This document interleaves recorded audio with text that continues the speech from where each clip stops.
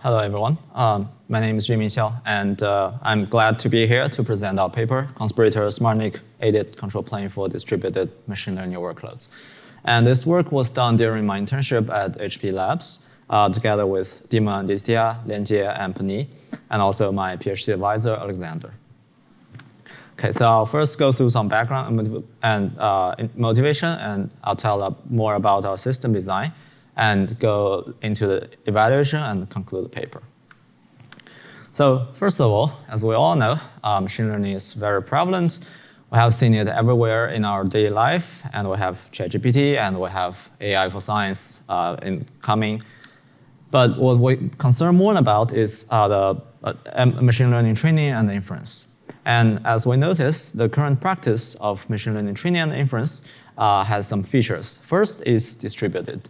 So for instance, there are like parameter server fashion of training. There are also all-reduced fashion.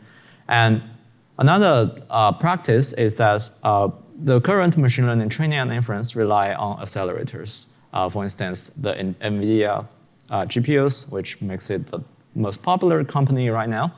And also we have other processing units. But as we observed, the problem is the control plane is still on CPU. So now the CPU still needs to handle many jobs. For example, it needs to handle the data processing. There are network stack because data are transferred here and there. And also there are some aided computation needed for machine learning tasks. There are also background CPU activities, especially considering a multi-tenant cloud environment. So this is a very traditional architecture. So the client will send some requests to the host, and then it needs to go through the kernel for network processing, and then the data will be placed at the host memory for a while before it is transferred to the GPU memory. And then the user space program at the host CPU will trigger the GPU kernel and start processing the machine learning tasks.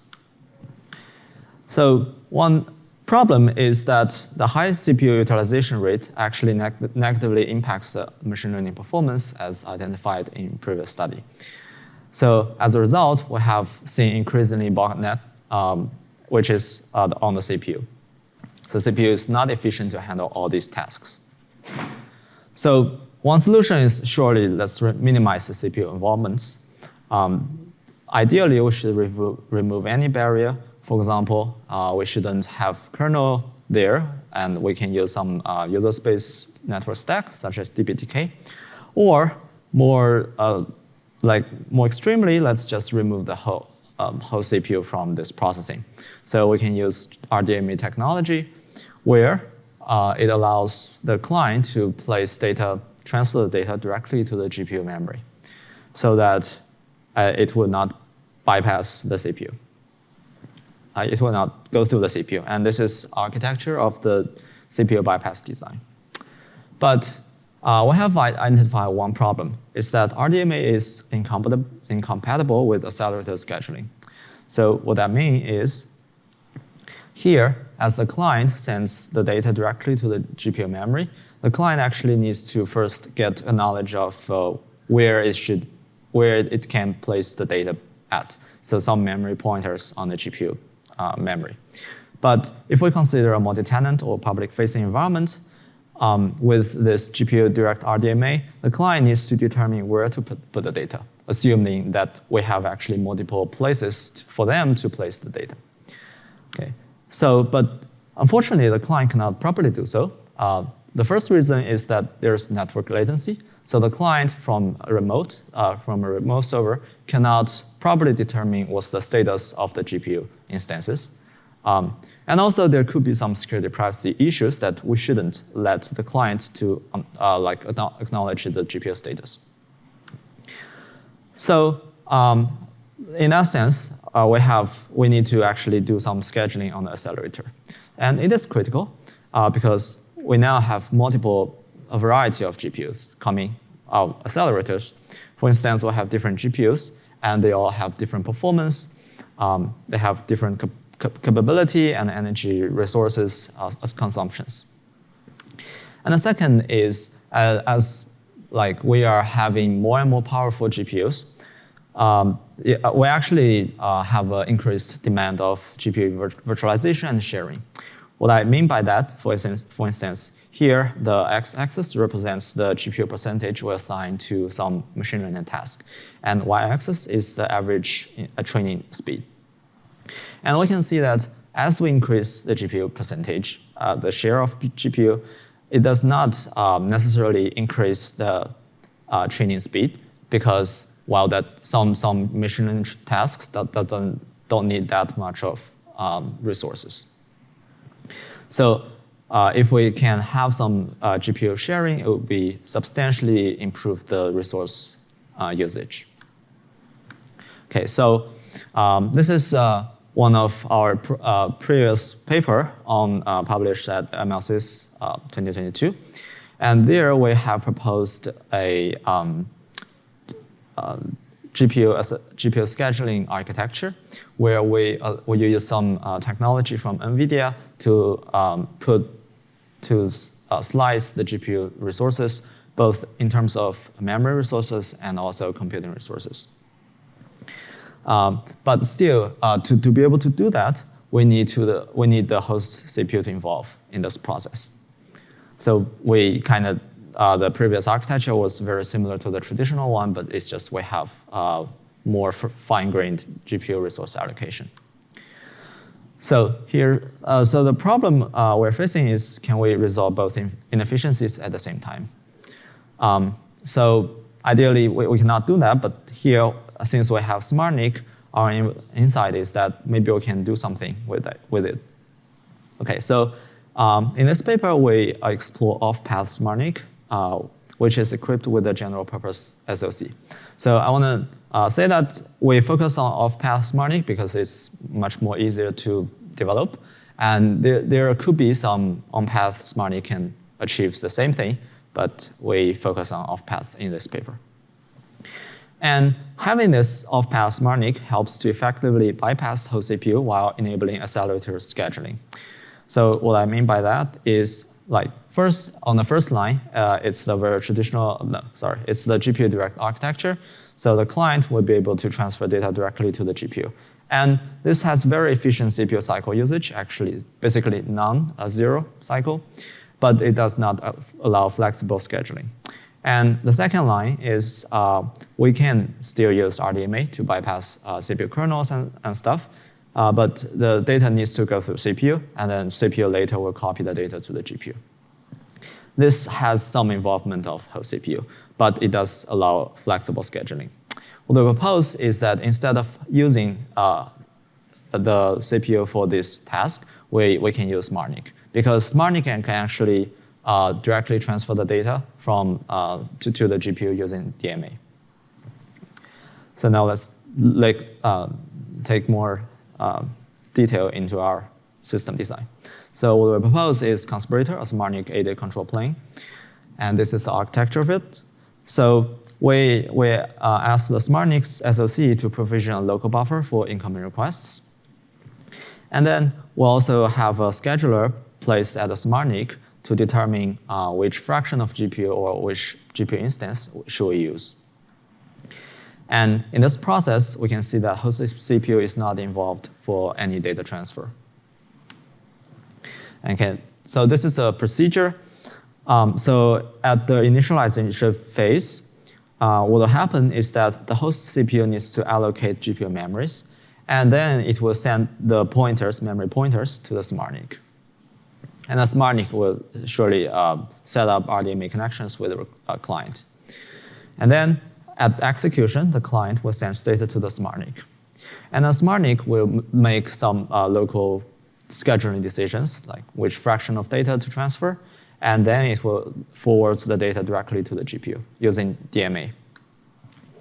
And during the whole execution, the host CPU is only involved in triggering the ML execution at GPU. This is not avoidable because the GPU kernel is on host CPU.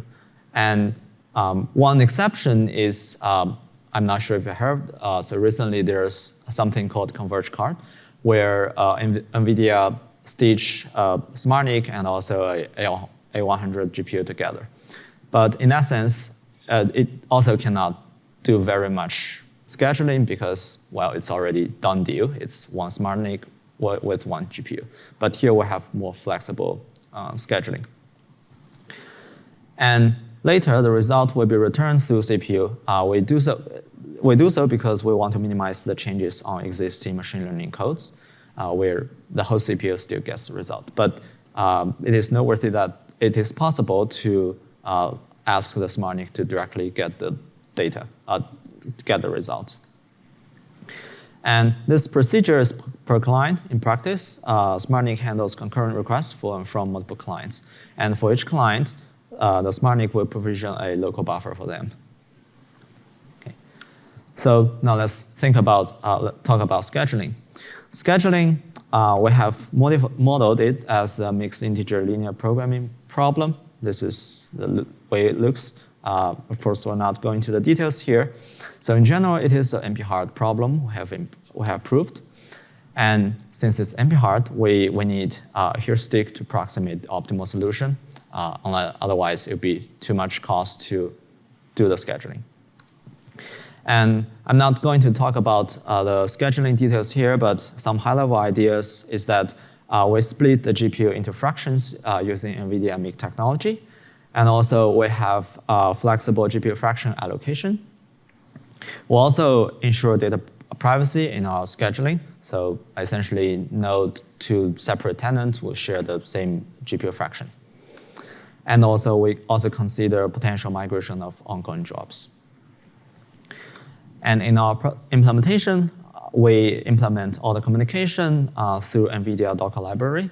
And we also have incorporated a custom CUDA extension to complete our architecture. And as a result, our system allows to reuse any existing ML code in Python with just one line of modification, which is the creation of the input tensor. So we assume that the tensor is already created, and the data will be there once when we trigger the GPU kernel. And finally, we implement our heuristic for making GPU scheduling decisions. So let's look at how the system works.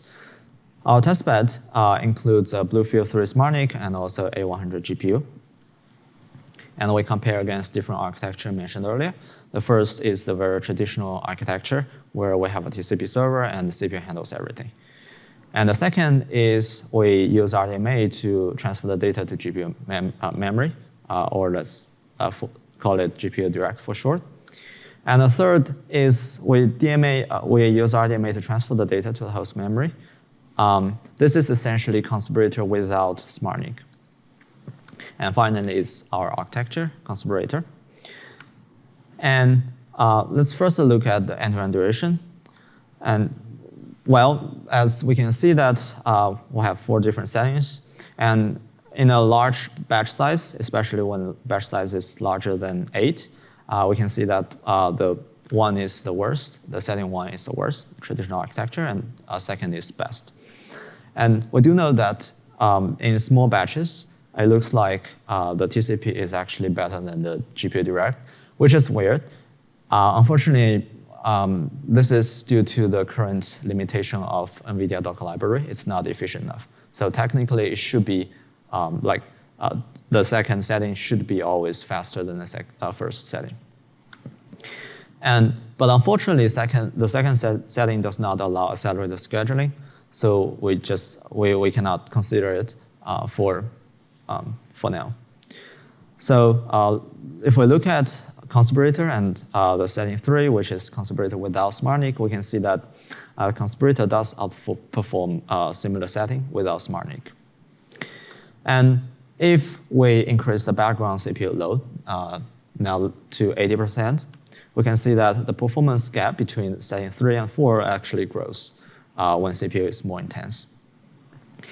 So in general, this benefit, this performance gap, is realized through 2 things. One is in Conspirator, we have less CPU involvement, and also we find that we actually have a faster local data copy. So it's faster to copy data from SmartNIC to GPU than compared to transfer the data from the host CPU to GPU. Okay, so check out our paper for more details. And next, we look at cost efficiency. We consider either the whole CPU and SmartNIC here, and for price, and we also look at power consumption and throughput. The result is that SmartNIC is actually 17% more cost-effective, and 44% more power efficient than whole CPU. And do note that here we do not consider a normal NIC. So naturally, everyone needs a NIC. So the whole CPU is actually brings more cost and more power here. And let's say that Conspirator promotes a more cost-effective and power-efficient system configuration. And finally, let's take a look at the scheduling. And in this figure, we have three lines. One is naive scheduling, and one is our heuristic, and the third is optimal solution, solving the NP hard problem. So we can see that compared to the blue line, proper GPU sharing saves 33% on total consumed GPU hours. That's a lot of resource. Yeah. And our heuristic achieves the same performance as optimal scheduling in the Alibaba dataset we have tested on. So in conclusion, we propose Conspirator, a SmartNIC-Aided control plane for optimizing distributed machine learning workloads. And Conspirator addresses two critical inefficiencies at the same time. That includes the bottleneck on CPU and also suboptimal accelerator scheduling. And in our evaluation, we show that Conspirator leverages SmartNIC and is thus more cost-effective and power-efficient compared to host CPU. And Conspirator leverages proper GPU scheduling to reduce 33% total consumed GPU hours compared to naive scheduling. And that is all my presentation. And just finally, the advertisement time. If you're interested in HP Labs, talk to us. Yeah. Thank you very much.